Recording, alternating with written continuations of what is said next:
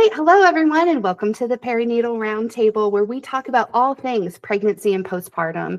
I'm Abby, a virtual pelvic floor PT and a mom of three, and I started this series because I believe every mom should have a village of experts in her back pocket. And today, I'm so thrilled to introduce Caroline Pitts, the owner and operator of Peaceful Doula Care. Caroline is a certified birth doula and Lamaze childbirth educator that serves the greater Columbus area. She is B.R.A.I.N certified doula, but works with all different families and supports many different types of births. So thank you so much for joining me today. Thanks, Abby. Thanks for having me. I'm excited. Yeah, me too. All right, my dear, well, tell me a little bit about your journey to becoming a doula.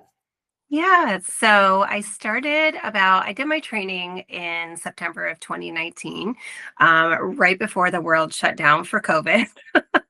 So after my training, I kind of very slowly got into doula work while I was working a full-time job. I'm also a mom and a wife and had a lot of things going on. And then I slowly got into it and really started, only taking like one client a month. I was working for the on-call program at Mount Carmel. And then I quickly realized that this is something I want to do full time. So I got rid of my full-time job about 2 years ago. I do this full time now. I support families full time and teach Lamaze childbirth education. I got certified a few years ago. And just, I love it. It's exactly where I need to be. It's exactly what I need to be doing. So, yeah. Oh, that's such an amazing story. I love that. I love that you found your calling. Same. Yeah. All right. Do you have any advice on birth interventions? I would say if you are birthing in a hospital, the way that they approach birth sometimes is like a routine procedure. And birth is not one size fits all. It's not the same for everybody. Birth is a miracle, and we should be treating it as such. And the hospital system should be treating it that way too. So a lot of the times, interventions might be offered to you out of routine and not necessity. So I would say the biggest thing is getting educated and knowing what those routines are and when they're medically necessary and when they're just offered as routine. A lot of the times, medical professionals like labor and delivery nurses and doctors will offer them, but you have the ability to make choices in your own labor and ask questions, especially, is this medically necessary? Is my baby okay? Am I okay? To kind of determine if those things are just being offered out of routine or if they're right for you. Because most of the time it's definitely a choice and you can ask questions to determine. Yeah. Now, when you talk about asking questions, or maybe somebody has in part of their birth plan, they don't want a certain intervention that's being offered or suggested, what's the best way for a birthing individual to advocate for themselves or to have a partner advocate for them? Yeah, so first and foremost, asking that question, is this medically necessary? Um, Us doulas and a lot of birth workers like to use the acronym B.R.A.I.N when we are thinking about how to make an informed decision. So, you want to be in charge of your birth and you don't want to be a passenger in this, situation or this experience in your life. So the acronym B.R.A.I.N stands for, the B stands for benefits. So what are the benefits of this procedure or intervention? The R is for risk. So what are the risks or the risk of you not doing this intervention? A stands for alternatives. So what else could we do? I stands for intuition. So really, what does your gut tell you? What do you feel about this intervention? Is this something that that you've always wanted to avoid or, have heard different things about it? And then the N stands for nothing. Can we just do nothing and do like a wait and see approach? Some people like to add an S to it as far as space. So we definitely have time and space in most situations to make these choices in our labor. A lot of the times, especially in hospital settings for birth, things are presented as urgent, and generally speaking, they're not. So the two major questions would be, is this medically necessary? And then do I have to decide right now? And then you can kind of run through B.R.A.I.N with your partner, with your doula, any other support that you have to determine if that's the best route for you. What would you advise if you had a client who did all those things, asked if it was medically necessary, would given answers, and they were wanting to go in a different direction than what the provider was suggesting? How would you recommend, again, advocating if you're kind of butting heads with that provider? So most of the time, if it's not medically necessary, there's not a whole lot of headbutting going on. Sometimes there are. Sometimes you have a little pushy provider or labor and delivery nurse that's suggesting different things that may not be right for you. Birth is not really a space that you want to make tough decisions or have the ability to really advocate for yourself a lot of the times if you're focusing on breathing and focusing on the sensations of labor.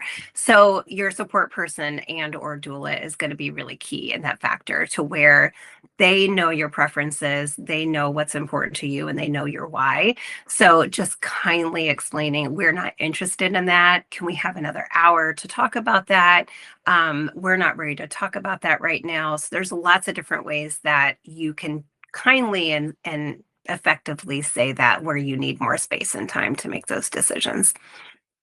Yeah, I love that. I think as a pelvic floor PT, that's getting a doula is one of the things I recommend most when I'm working with an individual who's preparing for birth.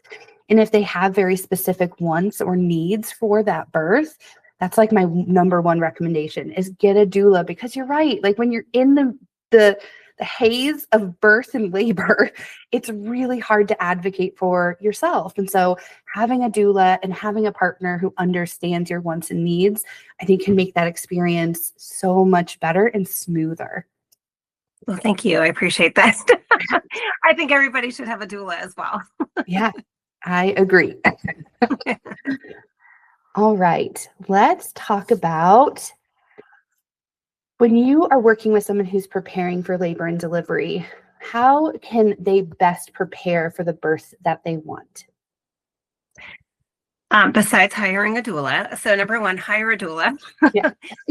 Second of all, I would say get educated. Take some form of childbirth education so you know your choices.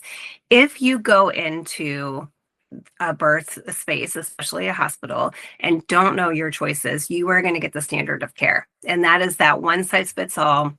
That is that routine procedures. A lot of hospitals, these labor and delivery nurses, and they're not doing this out of, ill will or doctors, but they have kind of a checklist, and they're able to, go into a birth and say, okay, she's here, so now we're going to do this, and then next we do this. Usually we offer this, and usually you are not a usually. This is a special occasion where you get to call the shots. So if you don't know your options, you have none.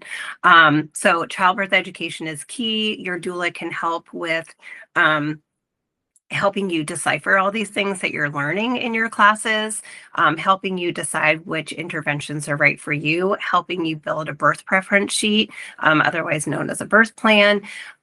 So really hiring a doula, getting childbirth education, and having some kind of birth preference sheet, not only to pinpoint like which interventions you want or don't want or care for or don't care for, but also how you want to be treated in birth, how you would like to be taken care of. We're all different. Some people like to be touched, some people don't. It's going to be different for you as far as what is important to you in birth and how you like to be taken care of. So I would say those are the top three things. And then also sharing that information from your birth preference sheet with your provider so that they understand what's important to you. And like I tell my clients, you're not going to give them your sheet and say, is this okay? It's more of a, do you have any questions? So they're fully aware of what's important to you and why. Well, great. Are there any other resources that you'd like to share? Yes. So when it comes to birth preferences, there are so many templates out there. Some I would suggest are really great, and then some are not so great. So, if you really want to make a birth plan or a birth preference sheet, I do have a free guide on my website that can teach you how to make one that someone's going to read. Labor and delivery nurses are busy. They have lots of charting to do, they have lots of work to do. They want to know what your preferences are without rummaging through 5 pages of checking yes or no what I want. So on my website, peacefuldoulacare.com, there is a part where you go to free guides, and it is called How to Create a Birth Plan. So you can just enter your name and email there, and then I will send you the guide. This is for home birth preference sheets, hospital births, and then there's some information. There's like a free example on there on how to build one. Great. And then do you have any other community resources that you'd recommend? I do. So I do a free workshop every quarter called Donuts with the Doula.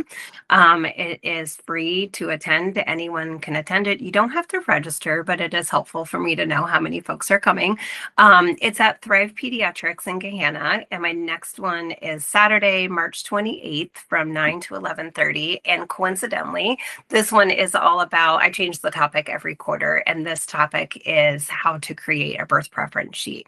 So we will go over different common routine interventions that are offered in the hospitals, when they might be medically necessary, and then when they might be just offered at a routine, and then also more information about B.R.A.I.N and how to advocate for yourself, and then also how to create that document to bring with you to the hospital. Also getting your support people on board, letting them know like why it's important to you so that they can best support you. Because it is at Thrive Pediatrics, we have Lisa Hall, who is a nurse practitioner in IBCLC, who works at Thrive Pediatrics, and she's going to be doing a little presentation on breastfeeding in the first couple of days, more information about pumps and everything around breastfeeding, to where you can ask her questions and discuss with her. So it's a really great workshop that has a ton of information that I love to do, and I love to get that information out there about choices in labor and the way that we can take control of our labor and really have a good experience. Yeah, that's great. And then for those watching, where can people find you? So my website is peacefuldoulacare.com, and then I am mostly on Instagram. I do have a Facebook, but we're rarely on it. Instagram is probably the best way to find me, and it's Peaceful Doula Care, or at Peaceful Doula Care. Great. All right. Well, this has been such an amazing conversation. Thank you so much for being here and sharing your heart and your expertise with us today. And for everyone out there watching, thanks for hanging out with us at the Perinatal Roundtable. As always, I'll catch you in the next one.